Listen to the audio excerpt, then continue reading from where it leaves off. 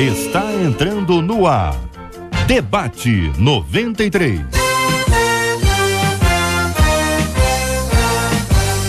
Realização 93 FM. Apresentação J.R. Vargas. Alô, meu irmão, alô, minha irmã, já chegou o tio J.R. Estamos de volta, começando aqui mais uma super edição do nosso Debate 93 de hoje, nessa quarta-feira, dia 24 de agosto de 2016. Que a bênção do Senhor esteja aí sobre a sua vida, sobre a sua casa, a sua família, seu trabalho, sua igreja. Que a bênção do Senhor esteja com você. Fale com o Debate 93. 2461-0093. E-mail debate@radio93.com.br. Facebook Rádio 93 FM. Site www.radio93.com.br. Fale com a 93 pelo WhatsApp 96803-8319. 96803-8319. Ela disse não e a reação dele foi brutal. Vou contar essa história pra você. Um camarada recebeu não de uma menina e a reação dele foi terrível, brutal. Eu quero contar essa história, nós vamos nos ajudar aqui, pensar sobre esse assunto, avaliando esse processo como um todo também aqui no nosso Debate 93 de hoje. Você consegue ver o lado bom da vida? Uma pessoa com uma perda muito grande, imagina uma pessoa com uma perda muito grande, mas apesar de toda essa perda, a pessoa ainda consegue identificar, enxergar, perceber coisas boas que estão além de todas as coisas ruins que aconteceu. Não é uma pessoa que finge que o mal não aconteceu. Não é alguém que não percebe o problema que está acontecendo, mas que apesar de tudo consegue enxergar coisas boas. Eu quero ouvir a sua opinião e ter a sua participação com a gente aqui no nosso Debate 93 de hoje. O vício em drogas é um dos problemas mais graves e complexos numa família. Às vezes achamos que uma pessoa está liberta, ela parece bem, mas infelizmente volta a usar e a se perder num caminho de morte. Conta aqui a nossa ouvinte: meu irmão viveu um tempo livre, entrou para a igreja e até foi consagrado a pastor.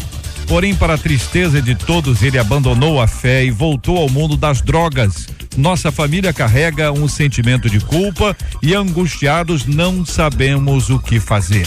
Como ajudar uma pessoa a se libertar das drogas? Qual é o papel da família? Qual é o papel da igreja? Qual é o seu papel para ajudar uma pessoa que vive presa no mundo das drogas? Muito importante, isso ajuda demais quando você sabe o que fazer.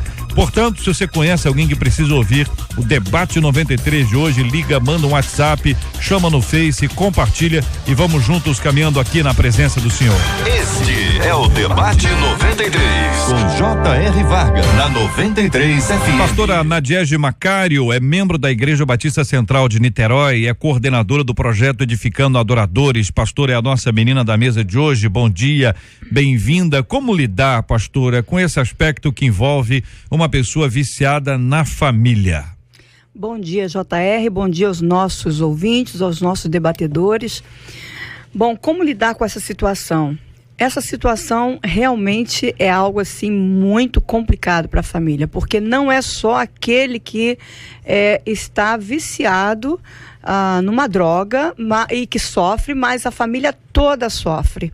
Então, a primeira coisa que eu creio a fazer além de estar realmente sendo acompanhado com a igreja, com um discipulado, com estudo da palavra, com oração, é ter o acompanhamento de uma pessoa na área, um médico, um terapeuta, está dando auxílio não só a essa pessoa que está com problema de vícios na droga, né, mas também os familiares daquela pessoa, porque todos estão sofrendo. Pastor Luiz Nilman, da Igreja Cristã Antioquia, em Manguinhos. Pastor, bom dia, seja bem-vindo. Que pensa o senhor, pastor, sobre esse assunto, uma vez que dentro de uma casa existe uma dificuldade como essa? A pastora trouxe aqui a perspectiva de que toda a família também está, de alguma forma, entristecida e absorvendo essa dor. a gente lê e vê que a pessoa ficou um tempo aparentemente livre, né? A ponto de estar na igreja e a ponto de ser consagrada a pastor. Então você imagina que é um nível profundo de aparente liberdade, depois a pessoa infelizmente caiu outra vez. E tem gente que diz assim, chega, né? Já deu. E vira as costas. Que pensa o senhor, pastor? A paz do Senhor a todos os debatedores aqui presentes, JR, Marcela, todos os ouvintes. Eu tenho certeza que uma das coisas que a gente precisa fazer é o que está sendo feito aqui, é debater, né? É conversar, é assumir que as famílias, de uma forma geral, estão sendo alvejadas por isso. Eu estava conversando anteriormente aqui e nós estávamos falando justamente sobre isso. Existe, graças a Deus, pessoas que estão envolvidas com drogas e por isso, por incrível que pareça, vão a Jesus por causa disso e se encontram e são libertas. Mas a gente tem que também entender que tem pessoas que já estão com Jesus e são alvos dessas drogas, estão entrando dentro das nossas famílias e também dentro das nossas igrejas, e a gente precisa conversar, a gente precisa encarar essa realidade para aí sim passar pela cura e libertação em nome de Jesus. Pastor Rogério Alencar é secretário executivo do Ministério Homens Corajosos, pastor, e é necessário que exista muita coragem para abandonar de fato práticas equivocadas. Muitas vezes são amigos, são pessoas de um relacionamento não saudável que de alguma forma acabam influenciando a vida de uma pessoa que é sensível naquela área. Para muita gente, aquele papo, aquele ambiente não vai fazer diferença alguma. Mas se a pessoa já tem uma tendência, ela tem uma fragilidade naquela área, estar perto muitas vezes é difícil, né, pastor? O que pensa o senhor? Bom dia, JR, bom dia aos nossos ouvintes. Realmente é um caso muito difícil e a gente acredita que a pessoa ela não vai conseguir sair sozinha das drogas. São um conjunto de fatores de ajuda terapêutica, de ajuda da família, a igreja, ela por si só ela não vai conseguir e logicamente tem que está colaborado a isso, a sua própria vontade de querer fugir e mudar a sua vida. Olha aqui um de nossos ouvintes participando conosco aqui pelo nosso WhatsApp, 968038319, dizendo: JR, eu tenho um primo na família que passa por isso, ele é usuário de drogas, já foi preso várias vezes, saiu há pouco tempo da prisão, diz que não está mais usando drogas, diz que Deus o libertou, mas ninguém da família acredita, porque ele sempre tem uma recaída. O que fazer? Pergunta a nosso ouvinte. A recaída, desculpa. Não, por favor. A recaída, eu estava pesquisando sobre essa questão, pelo que eu pude observar, 80% das pessoas que são dependentes, elas têm recaída. Isso. E o mais importante são as pessoas que estão ao redor dela, aquelas pessoas que estão ali, os amigos, a família, dar força e acreditar que ela vai superar aquela recaída, ou seja, ela vai sair daquilo de novo. Então, a recaída nada mais é do que junto com o tratamento, junto com o apoio, né, impulsionando aquela pessoa para frente, um fortalecimento para que ela saia de vez daquela situação.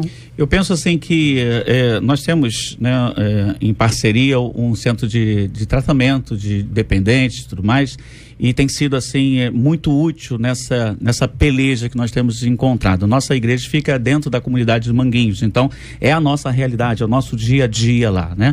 E como a pastora bem falou logo no começo, dizendo sobre a dependência também dos familiares, né? Ou seja, a doença invade até aqueles que não são dependentes e por isso precisa ser também tratada, porque há uma possibilidade muito grande, a pastora disse 80%, eu julgo que seja mais ou menos isso, a recaída. Então a recaída parece para aqueles que estão ajudando, passa por certamente os pastores e todos os familiares, que parece que não tem jeito mais, recaiu então porque não tem jeito. Não, isso é uma realidade, ele recai realmente e precisa assim uma mão estendida de novo e depois outra mão e assim por diante. Então é necessário também o tratamento dos familiares, de todos os tratadores, para que tenham essa consciência que apesar de nós não querermos, há uma recaída, e isso não é uma vez, duas vezes, e tem passado por muitas vezes assim. Olha, aqui um de nossos ouvintes diz: como lidar ela responde: cercar com oração e muito amor. O poder de Deus pode tudo. Nunca devemos abandonar o drogado. Sei bem o que é isso. Tive vitória e hoje ele é um homem trabalhador e do bem. Glória a Deus por isso, diz aqui um ouvinte.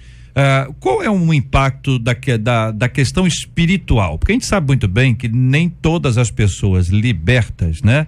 Elas têm uma conexão com uma vida espiritual. Algumas são tratamentos, como existem clínicas das mais diversas, tratamentos diversos apresentados sobre esse assunto. Nós, evangélicos, temos uma experiência grande nisso, porque existem vários centros de recuperação, boa parte deles liderados por evangélicos, não são todos, mas boa parte deles. Então a gente sabe que o impacto espiritual é muito importante. Mas como vocês analisam essa questão da espiritualidade e no processo de libertação de alguém que é viciado em drogas? Acho que isso é muito pessoal. Eu conheço a história de uma pessoa que eu acompanho, que ela teve o momento dela de libertação aconteceu num quarto de motel, quando ela estava com uma prostituta, quando ele estava com uma prostituta, e quando ela o confrontou, como ele estava com aliança, ela identificou ele como uma família que estava esperando ele em casa e que ele estava estragando a vida dele, pois quando ele estava no quarto com ela, ele botou a carreirinha dele lá de droga e ela então começou a confrontar ele, então pagou pra ela, mandou ela embora, que ela não estava ali para poder pagar sermão para ele, e naquele momento ele teve uma percepção de Deus, o Espírito Santo tomou a vida dele, ele chorou copiosamente e acabou ligando para sua esposa para poder ir em casa, ir lá no motel para poder tirar ele, e aquele momento foi o marco da vida dele, que ele acabou ficando liberto das drogas. Mesmo assim, ele teve recaídas, mas essas recaídas acabaram fazendo parte de todo o processo. Cada doente, creio eu, que precisa de um remédio diferente. Alguns mais tênue, outros mais amargos. Eu acredito que precisa, sim, de uma leitura, de um conhecimento, de aprofundamento naquele problema, aí sim, para ser tratado corretamente. Ouvinte dizendo: a família tem que orar muito, ajudar em tudo e dar muito amor. Eu tenho um na família que é viciado em bebida, mas estamos orando e Deus pode mudar a história dele. Conta aqui um dos nossos ouvintes. E exatamente isso produz para muita gente essa luta, né? Porque enquanto alguns desistem, outros persistem. Em geral, quem quer viciar alguém não desiste, persiste. Mas quem quer tirar alguém das drogas, muitas vezes desiste e não persiste. A gente sabe que tem uma luta grande entre o bem e o mal, tem luta entre quem quer viciar, porque o viciado, ele é um agente consumidor fortíssimo e, além de tudo, um agente propagador daquela mesma droga, porque muitas vezes ele consome, perde o dinheiro todo, daqui a pouco ele começa a vender para que ele possa consumir, e assim a indústria vai desenvolvendo. Mas a família, pelo menos a família, embora ela possa se sentir cansada e muitas vezes castigada por recaídas, etc., não deve ser ela aquela que venha a desistir. É isso mesmo, companheiros? Verdade. A família é muito importante. Eu gostaria de chamar a atenção também quando uma pessoa chega para a igreja e ela foi liberta das drogas, né? Naquele primeiro momento, tá ali, aceitou a Jesus. É importante que a igreja dê esse suporte e tenha o cuidado de não colocar essa pessoa em liderança, né? Por quê? Porque nem sempre ela está pronta, até porque a fé, ela começou na fé há pouco tempo, e não é porque está liberta que ela já pode assumir alguma coisa na igreja.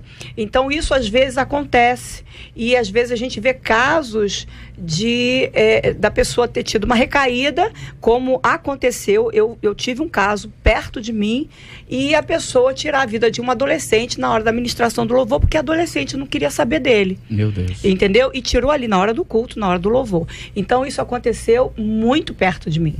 Então a gente precisa ter muito cuidado, porque essas pessoas, elas precisam de cuidado, elas precisam de fortalecimento na fé, precisam de libertação verdadeira, né? Na sua totalidade. E então no futuro, depois de estar já com frutos, assumir alguma coisa na igreja. Eu vejo o papel da família fundamental. E exatamente o viciado sozinho, por si só, ele não vai conseguir sair. É verdade. Se não houver um envolvimento, um engajamento da família, como o JR falou, onde todos acabam não desistindo do doente, da pessoa viciada, realmente vai ficar algo muito difícil. Essa observação por parte daqueles que estão tratando, né, como a pastora citou, da igreja de uma forma geral, os pastores, os líderes de uma forma geral, é muito importante. Aqui no texto do e-mail, ela fala que ele entrou para a igreja, né? Não fala de conversão, fala de entrar para a igreja. Não quer dizer que a pessoa entrou para a igreja, que ela está totalmente sarada, curada, liberta de algumas coisas, né? Então, eu acredito que precisa, sim, dessa observação, desse tratamento, de estar, assim, dando crédito, é claro, para que seja recuperado, mas, ao mesmo tempo, tendo esse tempo aí necessário. Ouvinte contando, meu sobrinho entrou no mundo das drogas e eu nunca abandonei. Hoje eu vejo e como uma bênção. Não é fácil, mas estamos esperando ele sair e com muita alegria. Conta aqui uma de nossas queridas ouvintes, aqui eu quero agradecer pelo carinho da sua audiência. Outro ouvinte aqui dizendo que o irmão, infelizmente, ele foi assassinado exatamente por conta disso, por envolvimento com drogas, né? Porque para muita gente, e a gente quando vê isso de longe, para muita gente pode parecer até uma coisa glamourosa, né? Parece uma coisa leve, divertida, a pessoa vai lá e faz quando quer. Um ouvinte dizendo que não aguenta mais o esposo dela, que o esposo dela, ela acredita que ele não seja viciado no sentido de que tá dependente, mas ele faz uso de vez em quando, mas isso faz muito mal a ela, faz muito mal à esposa, ela não aguenta mais o marido por conta disso, não é? Isso faz muito mal aos filhos. Você imagina uma pessoa, não, eu só fumo de vez em quando, eu só cheiro de vez em quando, mas tem o de vez em quando acontecendo. Quem é que vai assegurar que aquele de vez em quando não vai se tornar um de vez em sempre? Tá brincando com o tigre, eu entro na jaula de vez em quando. O tigre já te deu um bote, não, eu não dou mole pra tigre. Quando ele ameaça, eu corro. Eu entro na jaula de vez em quando. Um dia, tropeça. Um dia, a jaula tranca. Um dia, você não consegue correr do bote. Um dia, isso. E aí a gente sempre conta que tem o controle, que pode fazer isso, pode. Enfim, a história tá aí para evidenciar, para representar que muitas vezes, apesar de todo o nosso esforço pessoal, nós não somos fortes o suficiente para lidar com uma coisa como essa. E ainda tem um agravante, que é uma questão que é uma indústria, é um comércio. A oferta vai estar na porta da escola, a oferta está no ambiente de trabalho, a oferta está naquela festa, a oferta está muitas vezes mais perto de nós do que a gente mesmo sabe ou imagina. Então isso faz com que essa aproximação seja ainda maior e violenta. É um perigo gravíssimo, não é não, gente? JR, me permita aqui fazer aqui um acréscimo. O tratamento dessas pessoas passa por algo que o pastor JR sublinhou aqui, é a proximidade do pecar, o limite daquilo que faz mais mal. Tem pessoas que são libertas de um determinado pecado, ou vício, ou prostituição, e querem trabalhar nessa área, às vezes não estão preparados para isso. Exato. Então a pequena distância dessa possibilidade de queda é danoso demais, né? Eu digo assim, que contra o inimigo você pode partir feroz. Agora, contra o pecado é necessário muitas vezes que você corra dele. Para o tratamento é necessário que você faça isso. O desejo de ser livre é importantíssimo. Ninguém pode querer por outra pessoa, né? Aquele que está adoecido, ele precisa ser conscientizado para que ele possa ser convencido de que ele precisa de tratamento. Vou perguntar uma coisa, senhor pastor, exatamente com base nisso. Já ouvi, por exemplo, que enquanto o viciado não quer, alguém tem que querer por ele. Então, alguém precisa acreditar que isso é possível, né? E querer, olha, você vai, não vou, você vai, não vai, eu vou. E essa insistência, uma hora, isso vai acontecer, quer dizer, essa é a expectativa. Uma hora, o outro de lá, o viciado, vai ser convencido aí, porque alguém tem que querer, né? Você quer ir pro negócio? Não quero. Quem é que quer, gente? A crise de abstinência dizem que é uma coisa terrível. É verdade. Entendeu? Você tem que tomar um cuidado muito grande, médico, gente com experiência, e aí os cristãos ajudam muito, porque oram, clamam ao Senhor, você tem o evangelho, que é ministrado de manhã, à tarde e à noite, você tem atividades extras, muitas vezes tem lá agricultura, tem alguma coisa na área de carpintaria, construção, para ocupar o tempo e a mente. Isso, de toda forma, colabora para que a pessoa evolua, ela não fique presa àquilo, mas até que o indivíduo queira, alguém querer por ele, é fundamental, pastor? Com certeza, pastor. Eu vejo assim que quando a gente sai para evangelizar, e nós temos feito isso muitas vezes, tanto dentro de Manguinhos, quanto Jacarezinho também, Bandeira 2 também, que tem uma comunidade de drogados ali, de, como a gente chama a maioria das vezes chama de cracudos, né?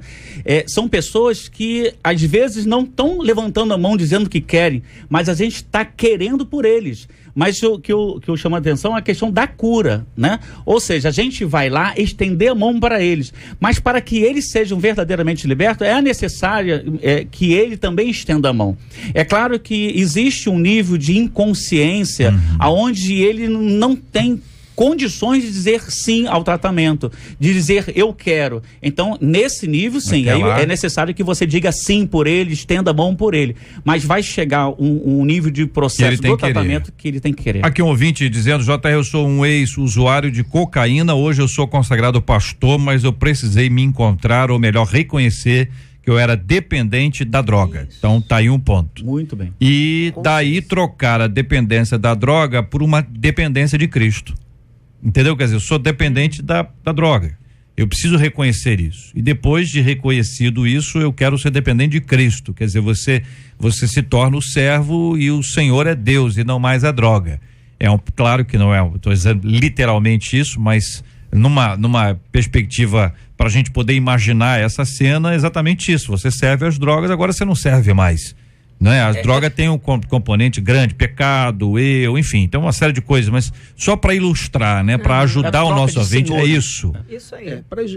Igual aquele ditado que diz que também para ilustrar, né? Um grande amor, a perda de um grande amor tem que ser substituído por outro amor. Perfeito. Exatamente isso. Trocar as drogas por Jesus é a melhor troca. Aqui outro ouvinte contando o seguinte, que ela descobriu ontem que o filho dela está usando maconha. Segundo ele usou 2 vezes apenas, é o que diz a nossa ouvinte. Ela conta ainda que terapeuta é muito caro, ela não tem como custear. Então ela pergunta o que fazer nesse caso, que tipo de conversa eu devo ter, qual é a orientação que vocês me dão quanto à maneira de lidar com meu filho, diz aqui a nossa ouvinte. Na verdade, esse jovem, ele está querendo ocupar o seu espaço, ele está encontrar o seu espaço no grupo, encontrar seu espaço na sociedade, e nós vivemos numa sociedade que nos exclui, e ele, para ocupar esse espaço, ele acaba fazendo uso da droga. Infelizmente, nós também temos uma sensação que nós somos superior, que nós controlamos as coisas. A droga tem essa capacidade, né, de a gente iludir o nosso pensamento, a nossa imagem, ela transforma a gente, porque nós não dominamos ela, nós achamos que dominamos, mas não. E quando você está no meio das drogas já há um tempo, você fica dominado por ela, infelizmente se perdeu tempo e vai aí ter que investir toda a família para poder recuperar essa vida. Agora, pastor, os jovens acham que a maconha é só uma curtição. Muitos acham que não é uma droga que vai trazer malefício para ele, não é? Então o jovem, ele está ali na igreja, de repente ele vai, adolescente, vai para uma universidade e aí começa a se envolver com as pessoas e acaba experimentando para ver como é que é, etc. E quando você vê, ele está ali totalmente envolvido. E a quantidade de jovens que estão indo por esse caminho é uma quantidade boa, não é algo que você possa contar no dedo, não. Então, nossos jovens nas igrejas estão precisando realmente ter um esclarecimento e ficar alerta. Os líderes precisam ficarem alertas. Os pais precisam se alertar em relação a isso. Porque depois, eu estava ouvindo um depoimento, depois da maconha, o rapaz, ele foi para cocaína. A cocaína já não fazia mais efeito para ele, ele foi buscar o crack. entendeu? Então, para ele sair dessa dependência do crack foi muito pior. Quando ele, então, começou a voltar atrás. Então nós temos aqui alguns passos importantes. Uma é não brincar com o que é sério. Imagina bem a jaula aí e o tigre. Isso é uma ilustração muito simples, mas que talvez seja razoável para nos ajudar a entender. É um tigre e você está entrando na jaula, você sai da jaula, de vez em quando você vai lá, aí você sai, um dia você cochila e o tigre não te morde. Aí você começa a achar que você já tem intimidade com o tigre, que o tigre é um amigão. Aí outro dia você deita em cima do tigre, o tigre também não te dorme, não te morde. Aí de repente você acorda assustado que o tigre está arrancando um pedaço do seu corpo. Mas aí pode ser tarde demais. Mas graças a Deus, a gente do lado de fora e que está dizendo, sai da jaula, não fica aí, sai da jaula. Até que você, de fato, começa a identificar que aquilo era uma jaula, que você não nasceu para ficar preso, você nasceu para ser livre. E que a porta da jaula, o portão da jaula, curiosamente, ele está aberto. Você não precisa ficar dentro dela, você pode sair dela. Alguém até estende a mão para tirar você de lá.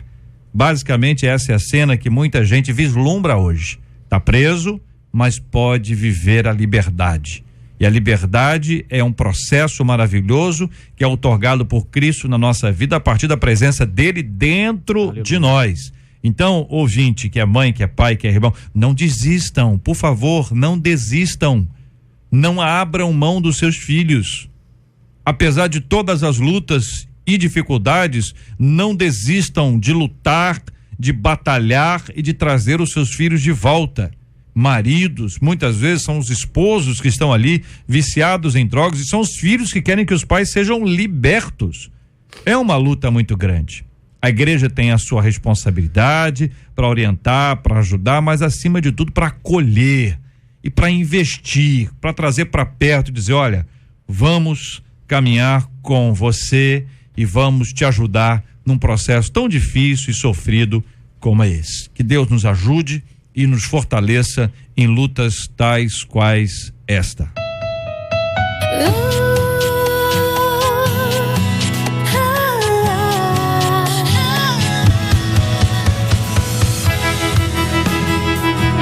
Conquistou meu coração.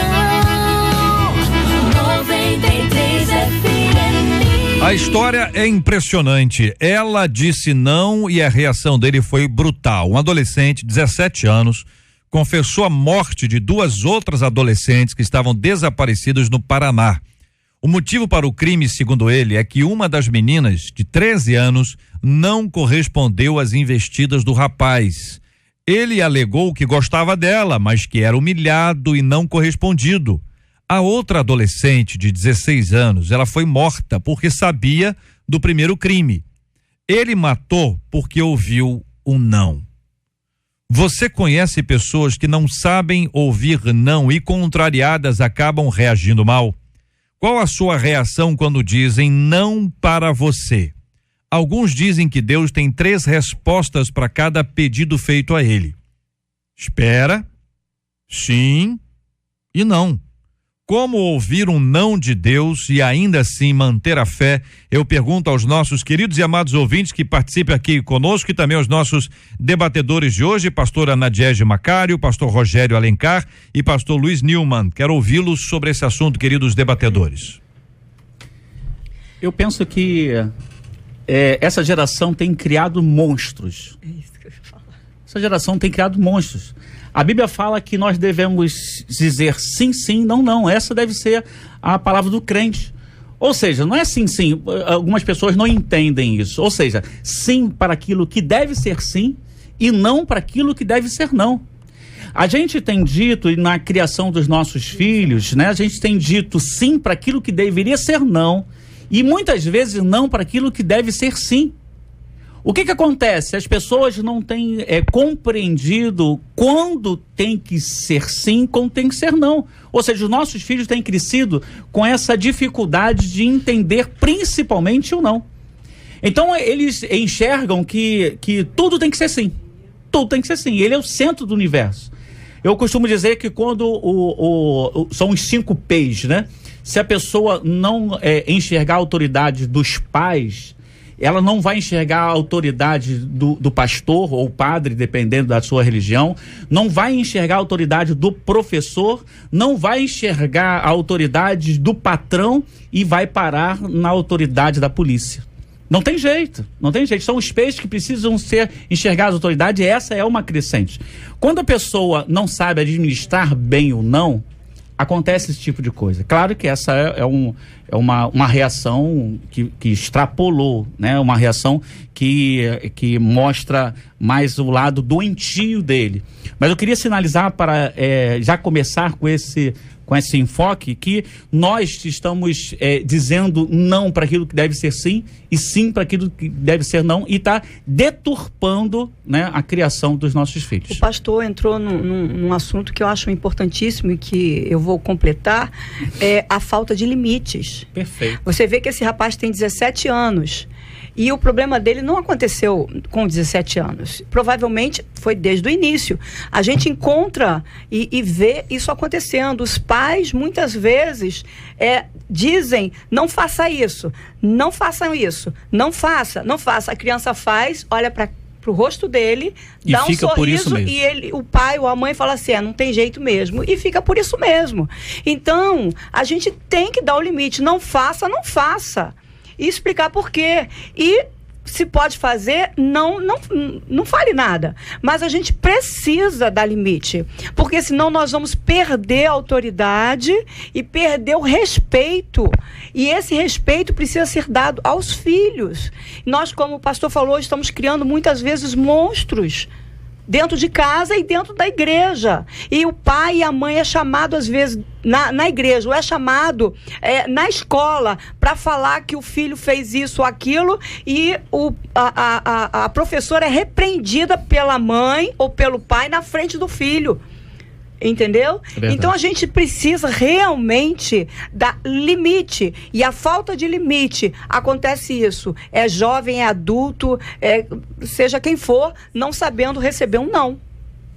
Concordo, pastor Elias, que realmente essa falta de limite tem feito com que na nossa fase adulta acabamos por acreditar que as nossas opiniões são soberanas.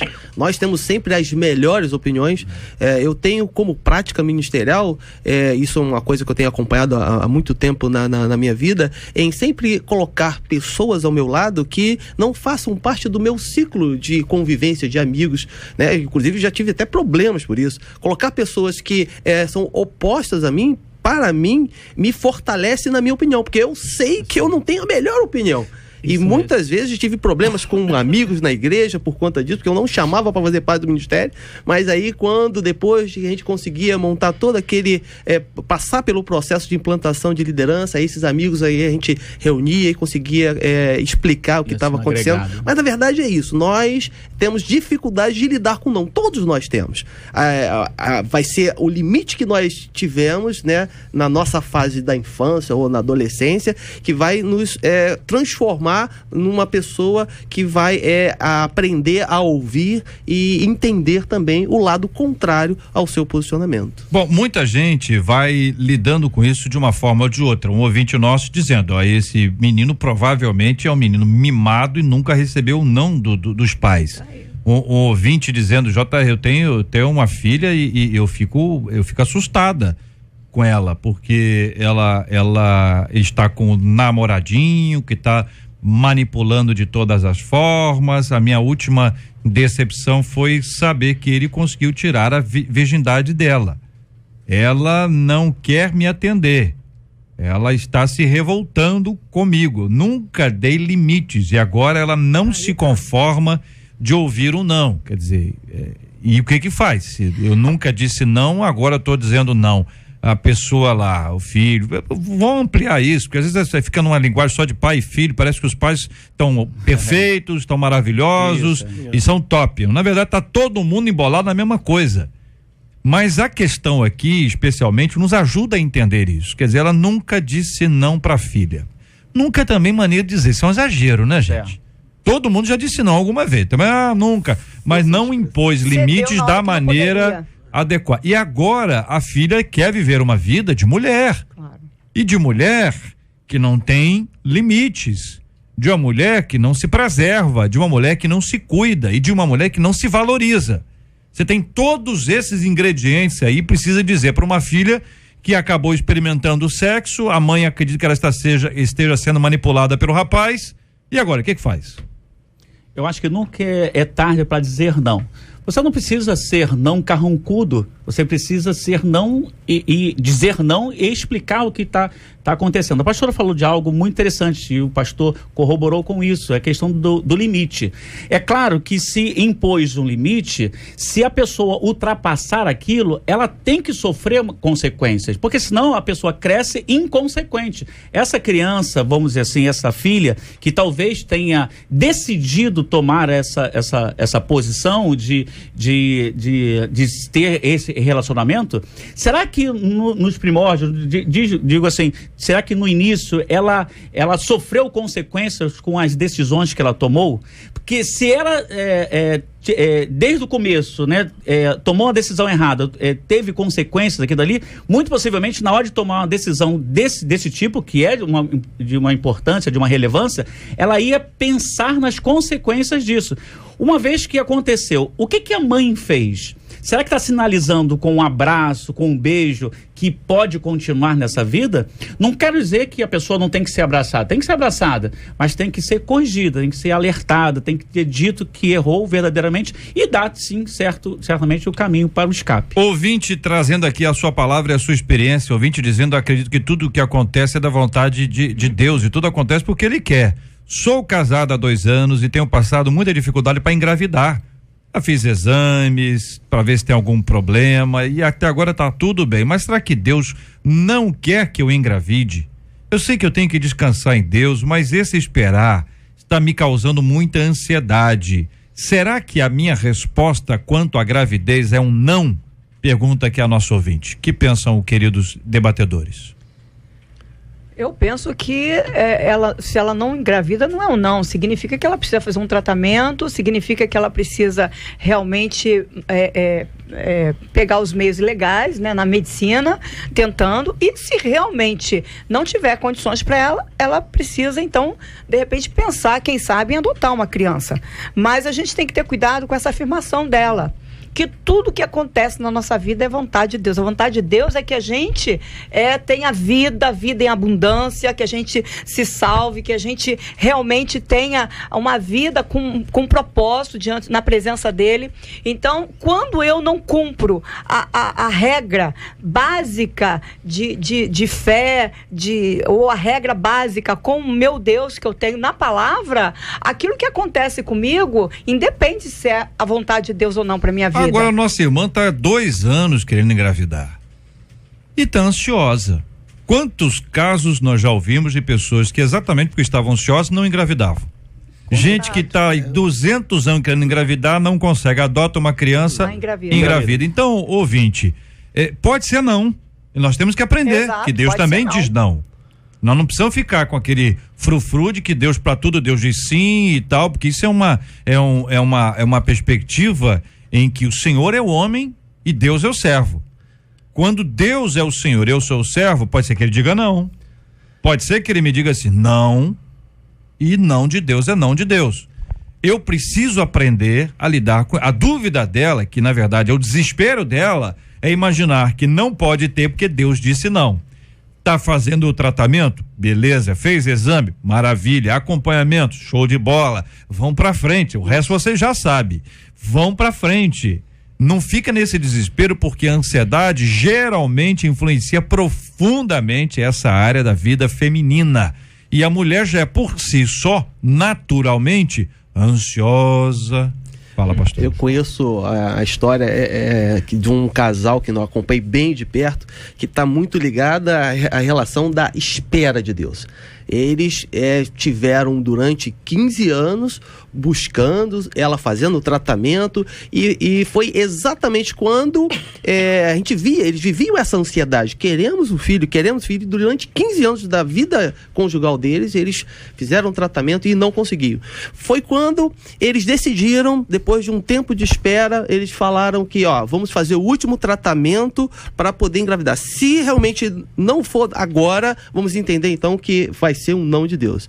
E ela então foi no médico para começar a fazer o exame, para poder se preparar. O médico então fez o exame dela e já constatou que antes mesmo de começar, ela já estava grávida, que ela não precisava. Então, nós vemos que foi exatamente a ansiedade, eu acredito nisso também, que a ansiedade foi um fator que estava obstruindo a vontade de Deus. Acho que a resposta de Deus naquele momento era espera. Uma coisa que deve ser relatada, me permita, é o seguinte, é a questão de intimidade com Deus, né? Eu acho uma coisa que está dando a ela essa ansiedade é saber se é não de Deus. Então, ela está buscando esclarecer isso. Eu costumo dizer que quando meu filho liga para mim, ele pode ligar de qualquer telefone. Eu posso até não identificar através do meu celular o número dele, mas quando eu escuto a voz dele, eu retribuo, fala filho, eu te amo. Então, você tem tanta intimidade com aquela pessoa que você sabe, independente das vias que ele vai te comunicar, que é o meu filho nesse caso. Então,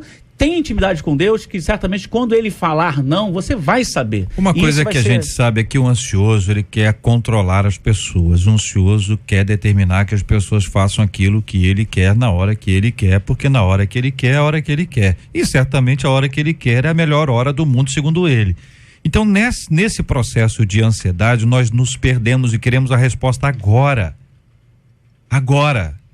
Eu não me importa se é sim, não, eu quero a resposta agora. Quantas vezes a pessoa, num período de ansiedade, exige isso de alguém, de um ser humano igual a ele, e o ser humano igual a ele não tem essa resposta agora.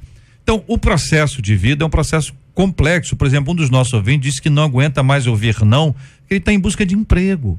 Então ele bate na porta de um emprego, currículo, entrevista, aí daqui a pouco alguém chega e diz para ele não, aí o outro diz para ele não, o outro diz para ele não, bate uma insegurança, bate uma ansiedade, bate um medo natural de dizer, poxa, não vai acontecer, vão ficar nesse processo até quando, o que vai acontecer com a minha vida?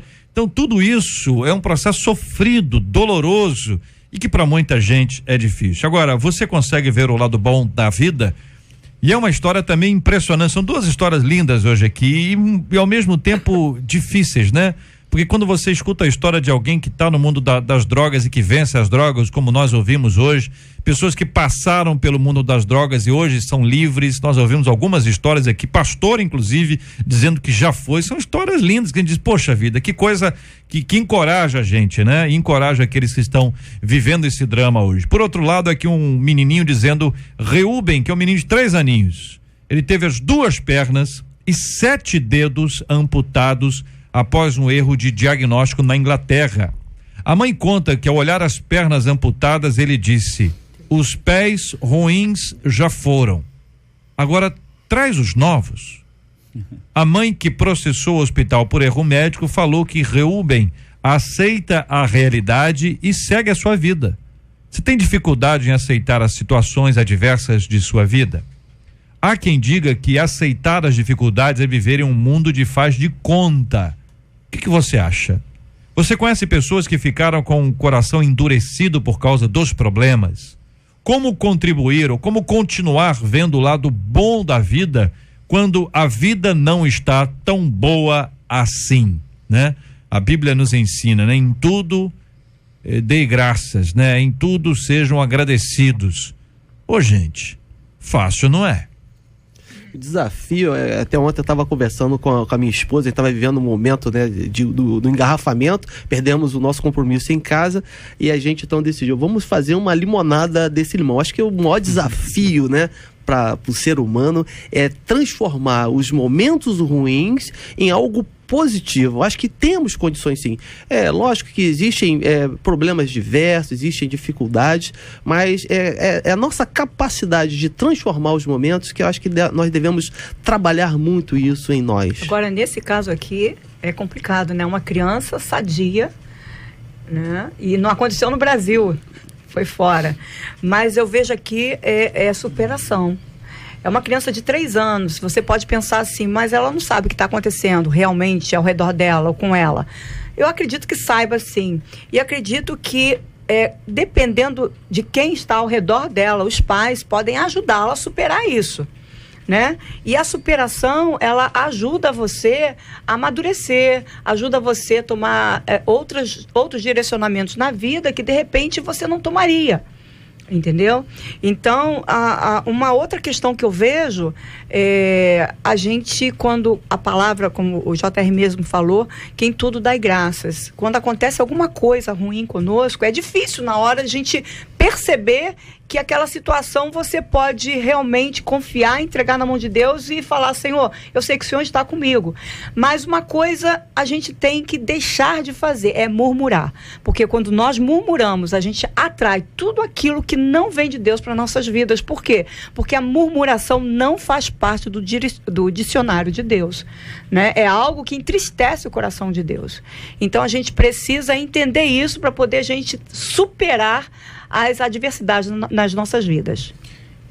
O crescimento é uma coisa bastante interessante. No caminho no deserto, o povo passou por uma cidade onde tinha um lago lá, e conhecido por Mara. Aliás, nós estávamos falando sobre esse nome, Mara, quer dizer amarga, águas amargas, e eles recorreram ao representante de Deus ali, Moisés, e Moisés moveu e lançou uma árvore dentro daquelas águas, e as águas foram transformadas em água potável, água boa de se beber. A questão o pastor JR, que gosta de frases, né? Eu gosto de uma frase que é mais ou menos assim: a necessidade é a mãe da criatividade. Quando você é limitado a alguma coisa, você cria. Você transcende, você passa por cima daquela dificuldade. Aliás, no dia 7 de setembro agora vai ter as Paralimpíadas, né? São exemplos de pessoas que foram, por causa do dia a dia, por causa de uma doença, por causa de um acidente, aconteceu algo desastroso, e estão mostrando para o mundo, né, que eles podem se superar, e creio eu que se alguém, ou eu sou de marinha, né, nadar com um campeão paralímpico ali, eu certamente vou ficar para trás, apesar de ter meus membros perfeitos aqui. Então, quer dizer, eu acho interessante a gente não parar quando tem essa obstrução, ou quase obstrução da sua vida. Existe uma possibilidade de se identificar coisas boas em coisas ruins. Existe isso, algumas pessoas têm isso muito facilmente, né? É incrível.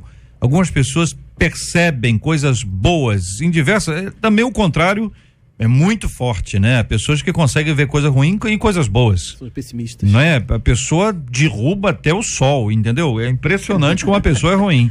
Ela enxerga tudo ruim, o ponto de vista dela é ruim, negativo, é para baixo. Agora, existem pessoas que estão numa circunstância difícil, passando por uma luta muito grande, mas recebem de Deus um ânimo novo, né?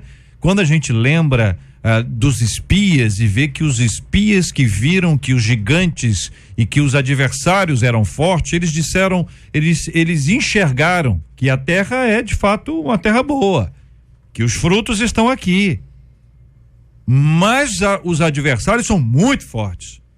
E o olhar dos 2 espias, Josué, Caleb, foi um olhar de perceber aquilo, de fato os caras eram fortes, mas a terra era uma terra boa, que emana leite e mel, os frutos estão aqui. Ele disse: como nós ouvimos. Fé, né? Como nós ouvimos de quem? Fé. É verdade. Deus falou com eles. Então, de uma forma clara, é a palavra de Deus que vai nos alimentar, que vai nos fortalecer a identificar que, apesar de todas as lutas e dificuldades que nós estamos enfrentando, há uma coisa melhor. E melhor naquele ponto. Agora, tem hora, gente, pé no chão, tem hora que a pessoa olha para um lado, olha para outro, tá ruim de achar uma coisa boa, hein? Tá ruim de achar uma coisa boa. Mas apesar disso, há um momento em que a pessoa consegue vislumbrar e enxergar. Pode não ser naquele momento exato. Por exemplo, uma pessoa está desempregada, que procura emprego hoje, procurou emprego ontem, vai procurar emprego amanhã, e uma porta de emprego não se abre, e as contas estão lá para serem pagas. Você entende? Vejam como isso é difícil. Chega uma hora que a pessoa está tão consumida por tantas coisas ruins que ela não consegue enxergar uma coisa boa. Mas às vezes ele tá nessa luta toda, mas tem filhos abençoados. Ele olha para o lado, a esposa dele está ali.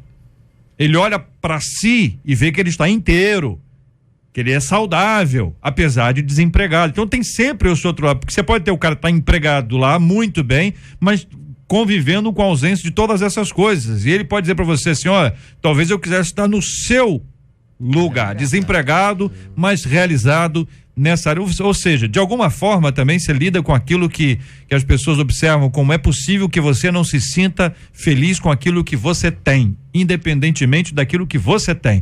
Por outro lado, é possível sentir-se feliz por aquilo que você não tem. E apesar de toda essa ausência, ainda assim encontrar alguma coisa boa. JR, é aquela capacidade da pessoa não negar a realidade, confiar na sua capacidade e se submeter à intervenção divina, saber que existe uma possibilidade de mudar a história, de mudar totalmente o rumo da sua vida. Paulo estava numa situação também muito difícil, onde ele reconheceu, né, que a situação estava ruim, mas ele falou assim, uma coisa eu faço, e olhando para frente, ou seja, as coisas do passado permanecem no passado e eu vou caminhar, é uma decisão. Muito bem, quero agradecer aqui aos nossos debatedores, a presença de cada um deles com a gente aqui no nosso debate 93 de hoje, minha gente.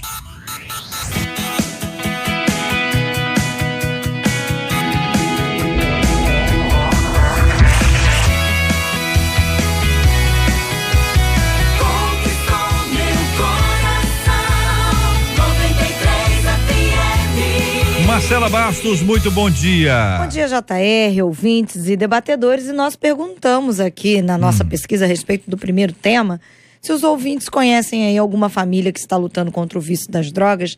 Infelizmente, 91% deles conhecem. Muita gente sofrendo. Espero que nós tenhamos ajudado a você, ouvinte, hoje aí, nessa luta tão grande, com a palavra dos nossos debatedores e com certeza com a nossa oração já aqui no nosso programa de hoje. Pastora, muito obrigado, um forte abraço. Eu que agradeço a você, a Marcela, e deixo aqui o meu abraço a todos os nossos ouvintes. E eu gostaria de parabenizar as pastoras, né, batistas, que vão estar agora fazendo seu segundo congresso brasileiro da Convenção Batista, né, lá no acampamento Batista Capixaba, em Viena, Espírito Santo, de 9 a 11 de setembro. Então são já dezenas de pastoras. Então, que Deus continue abençoando vocês, que seja um congresso abençoador. Pastor Rogério, obrigado, um abraço. Um abraço, gostaria de aproveitar a oportunidade, agradecer a JR, agradecer aos debatedores e mandar um abraço pro meu sogro que tá lá, ficou ouvindo hoje a gente. Um abraço pro pessoal da Igreja Batista de Rancho Novo e para toda a rede de pastores e líderes do Ministério Homens Corajosos. Maravilha, muito obrigado, pastor Luiz, um abraço. Amém. Eu queria dizer até que, como a pastora falou, existe sim tratamento, a gente precisa buscar tratamento de pessoas profissionais nessa área.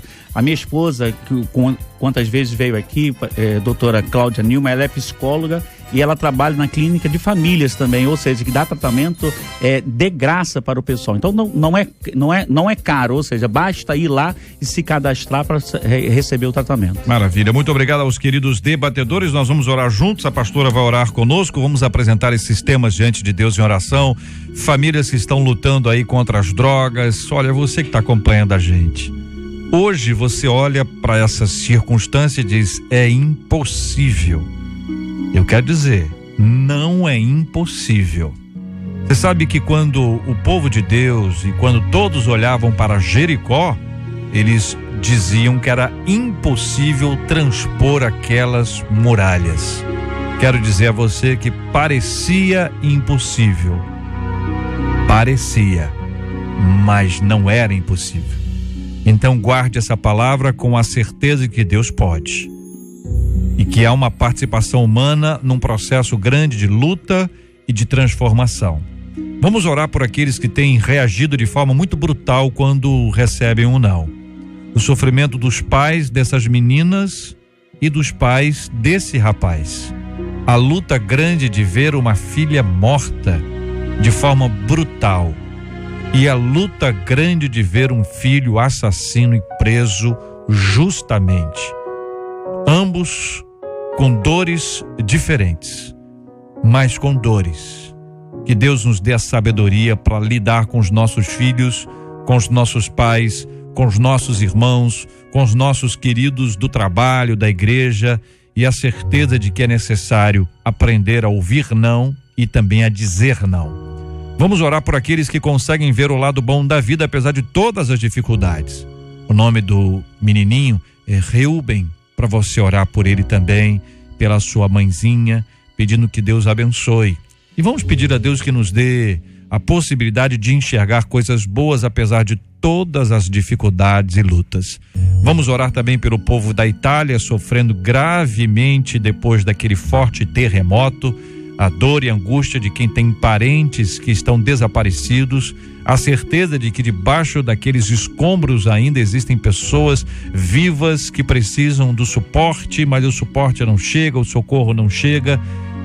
Deve ser difícil demais. Vamos orar por eles, vamos orar pela cura dos enfermos e pelo consolo aos corações enlutados em nome de Jesus. Paizinho, nós te agradecemos o teu amor, te agradecemos pela salvação em Jesus Cristo, que morreu na cruz por nós e nos deu a libertação.